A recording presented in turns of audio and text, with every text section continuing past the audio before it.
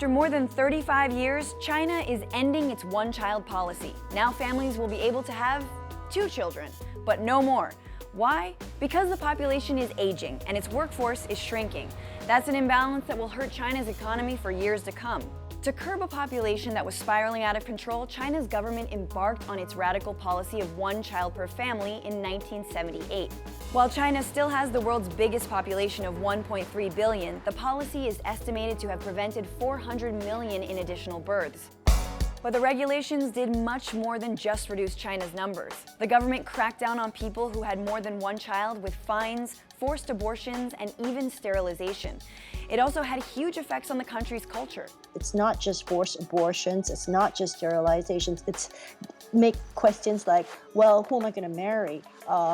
Who can I date? What kind of home can I afford to buy? And how am I going to age gracefully? Traditionally, boys were favored over girls in China, as it was believed only a son could continue a family's legacy. And in rural areas, boys were viewed as better laborers. So some families gave their girls up for international adoption, while others took more drastic measures like infanticide. The population is so lopsided, for example, that in terms of dating, I mean, you have 30 million more men than women, and you also have a large population of only child singletons. So parents are very invested in in their children's dating choices. Now the government needs people to have more babies and have them fast, but it might not happen as quickly as hoped. 2 years ago, the government started relaxing the rules, allowing couples a second child if one of the parents was themselves a single child.